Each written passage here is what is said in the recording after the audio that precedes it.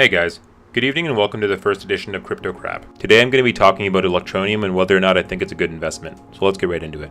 Electroneum was a cryptocurrency that was released last year that was supposed to be a mobile-based crypto. And this was a unique value proposition. It was something that had been discussed before but had never really been implemented. And that just means that rather than having a cryptocurrency secured by a network of ASICs and large data centers or by GPU hobbyists, this was going to be secured solely over mobile devices. Now, there were a lot of questions that were being asked, rightfully so. The main one being that, mobile phones aren't really meant for mining. They don't have the hardware required to do it. And quite frankly, if you tried to do it, they would burn out probably in like 2 days. So how was Electroneum going to do this? This was something that a lot of people were asking. And when the coin first hit the market, it had a lot of hype. People like John McAfee were backing it, and it seemed like it had the momentum to carry it through. However, like many things in cryptocurrency, at this point it was pure vaporware and all speculation and hype. As time passed and the product was released, it became clear that this was not going to be a cryptocurrency that was secured by mobile miners. Rather, the network would be secured by miners the same as any other, and the mobile mining devices would simply be a mining experience. Now, to me, this is kind of stupid because the whole idea here is that they're going to introduce cryptocurrency to the mass audience in that, most people aren't interested in cryptocurrency. They're certainly not interested in mining. It's kind of got a bit of a learning curve. The whole geek culture of cryptocurrency is sort of intimidating. So by introducing them to mining and sort of getting them interested in it, by giving them, some free gives, people will get interested, and that would be their on-ramp into the greater cryptocurrency community. Now, I have some problems with this, and I'm just going to lay them out right now. I don't think giving free cryptocurrency to people is a good idea. And I'm going to base that off something that happened, I think it was in 2013, 2014. There was a coin called Aurora coin that was being released in Iceland. And Iceland was a country that had a history of financial turmoil.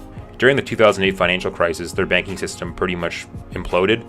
And they had to implement a whole new series of reforms and restructuring. And their society is better for it.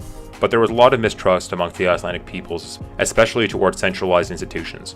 And Aurora coin was going to be this great idea. It was going to be airdropped to all the citizens of Iceland, which is only about 300,000 people, so it's not like it would be as difficult logistically as, say, somewhere like the United States. However, the problem is that Aurora coin had value, right? And when it first came out, people weren't using it in commerce. They weren't using it as a store of value. Simply put, they were just exchanging it for Icelandic krona. Overall, it was a resounding failure. It was an interesting test, so certainly an interesting social experiment. But overall, it sort of taught us a lesson that you can't just give people this sort of free money and expect them to just understand it or rather sit on it and exchange it. So using Aurora coin, I think that's an excellent example of why I don't think that giving people free crypto is going to get them interested in the space. They're probably just going to exchange it for Bitcoin and exchange it for cash. Secondly, I don't really see the unique value proposition behind it. And that's just that the currency-based cryptocurrencies are just so saturated and the competition you face is monstrous. You're talking about BTC Bitcoin, you're talking about Bitcoin Cash, Litecoin, Nano, other privacy coins, which originally they're going to be. They're actually just a code port of Monero. So you have to compete with Zcash, Monero, Verge. There's so many competitors in that space that it's difficult to find your sort of niche, especially if you don't have a unique value proposition. Being a sole currency-based cryptocurrency, I just don't really see it flourishing in that department.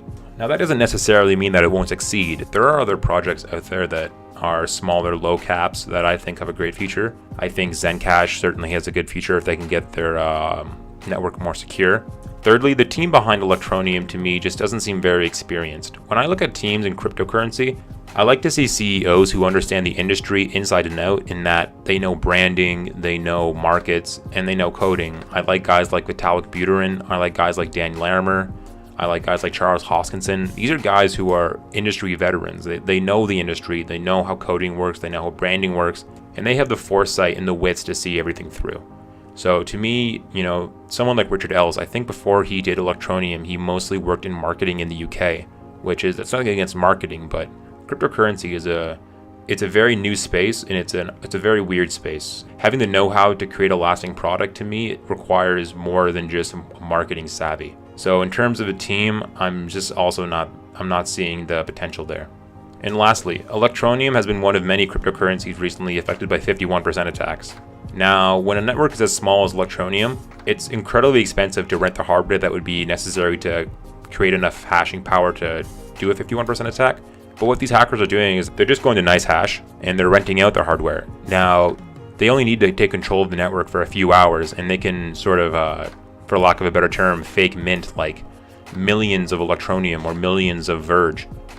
And this network vulnerability to me is one of the reasons why I don't like to invest in proof of work based cryptocurrencies that don't have a robust infrastructure. I like Zcash for that reason. I like Bitcoin for that reason. I like Litecoin. All those to me are safe investments in that there's not enough hashing power to rent to attack them. So overall, we covered the unique value proposition. I don't think it has it. I don't think the team behind it, that's not a knock against Richard Ells or the team. I just don't think that they have the industry expertise to last in this space, especially because it's so hyper competitive. And again, the network isn't secure. That's just another point that is just so important. Moving into the future, if you really want to have secure investments, you can't have these proof of work coins that don't have any miners running off them.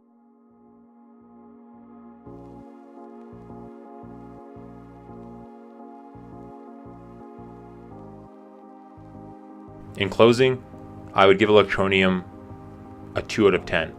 Now that sounds harsh, but the reason that I'm giving it such a low score is that it failed in the unique value proposition category, and that is that it doesn't have any. It's essentially just a code copy of Monero with less infrastructure and a centralized means of currency distribution and inflation through their app. There's just too many red flags with this project for me to give it any kind of sound review, and for that, my 2 out of 10 stands. If you guys enjoyed the video and would like to see me cover more projects, please leave a comment below. And if you are an ETN holder who didn't like my opinion, please tell me why you think I'm wrong. I'm always open to hearing other opinions. Invest safely, and don't get traveled, guys. Have a good one.